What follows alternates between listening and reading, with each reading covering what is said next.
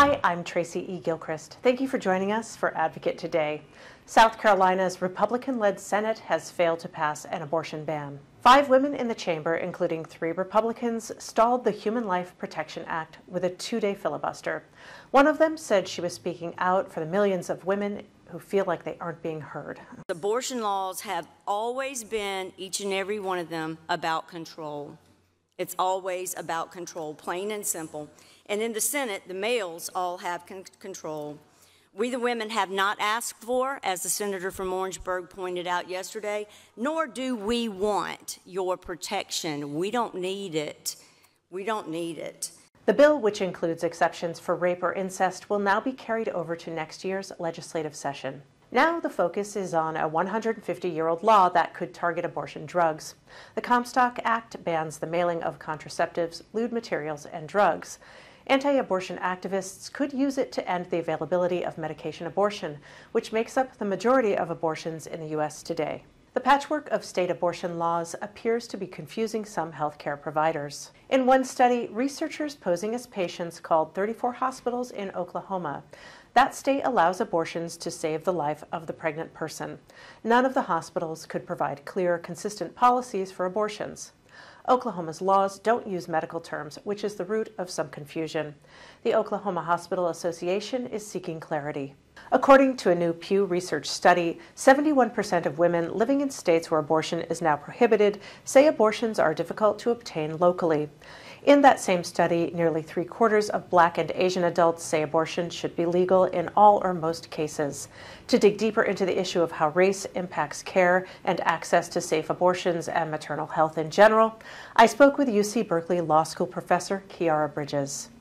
We talked about the intersections of race, gender identity, and reproductive rights.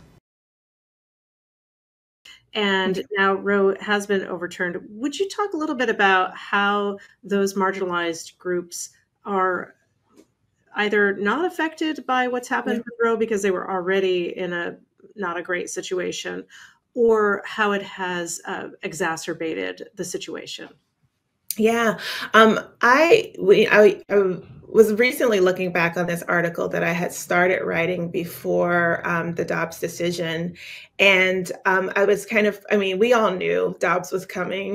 We knew Dobbs was coming when Merrick Garland wasn't, when they refused to have Senate hearings on his nomination. We knew Dobbs was coming when Trump was elected, and we knew Dobbs was coming absolutely when Amy Coney Barrett was hastily confirmed to the Supreme Court. So we all knew Dobbs was coming, and I was predicting in this article like what it would look like, and I predicted that it wouldn't look very different from what we have been experiencing in the Roe era, which is that people with privilege have always been able and will always be able to access abortion care, safe abortion care. And this was true in the era before Roe, during the era of criminal abortion laws prior to Roe v. Wade in 1973. People with privilege still were able to access safe abortion care. People without privilege have always found it difficult, if not impossible, to access safe abortion care, even when abortion is legal. So in an era of Dobbs, an era of this fragmentation of legal abortion in the US, where it's legal in California, just not legal in Texas, it's legal in New York, just not legal in Louisiana, what that has done is exacerbated a state of affairs in which low-income people without privilege have always, found it difficult to access the care that they need. And so instead of merely being unable to pay for an abortion, now they have to travel to a state where it is legal. Instead of merely being unable to find an abortion provider that's accessible to them, perhaps there were abortion deserts before Roe, meaning that people had to travel hundreds of miles in order to find a provider who could provide this healthcare for them. Now they have to travel thousands of miles to do that. Now they have to find someone who can hopefully help them get their hands on, mifepristone and misoprostol. So what Dobbs has done is and I hate to say merely, but it has kind of just made worse a situation that was already tragic. It was already a terrible human rights violation even before the Dobbs decision was handed down. Would you talk a bit about the intersection of trans and non-binary folks who can become pregnant and race and how they are affected? I think that our challenge is to see all of these struggles as interconnected. And when I say these struggles, I'm referring to, the fight for abortion rights, also just the fight for reproductive justice, the fight to survive pregnancy, the fight to become pregnant in the first instance, the fight against the environmental conditions that render infertility more, prevalent among disadvantaged groups, the fight to retain custody of the children that you have, right? But I would love to link that struggle with the struggle for trans rights and trans justice. I invite my students, I invite folks who listen to me to see the linkage between this denial of autonomy over our bodies in the context of being forced to give birth, and the denial of autonomy over our bodies in terms of the healthcare that we can access in order to live in bodies that align with our gender identities.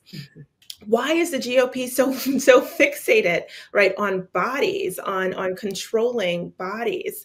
I often invite people to then link this to this battle over so-called critical race theory. We can do a whole nother episode on critical race theory. I'd love to have you back. Yeah. Yes. But how do those struggles connect with this sanitizing even the word? It's just like this insistence upon giving a false history of our country. It's this insistence upon denying the continuation of racism and racial disadvantage. How do all of those things connect?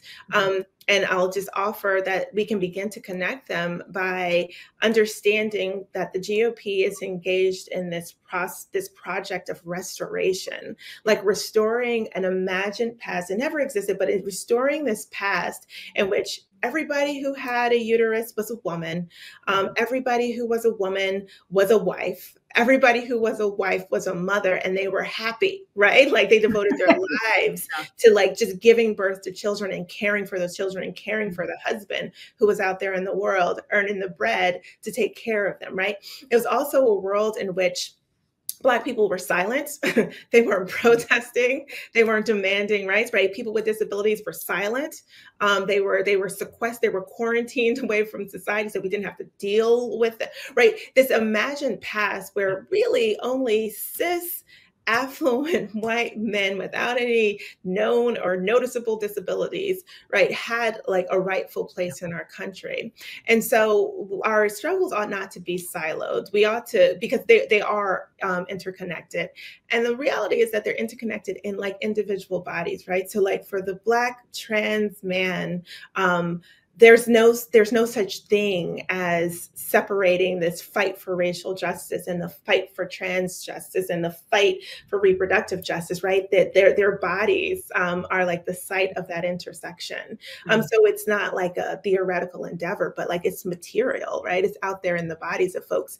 And we need to lift up their experiences and allow them to guide us as we sort of think about how we can challenge, what is a really terrifying assault on so many of our lives. Thank you, Khiara, for speaking with us. That's all the time we have for Advocate Today. Subscribe on YouTube, follow us on Instagram, and join the conversation on our Facebook page. For the Advocate channel, I'm Tracy E. Gilchrist.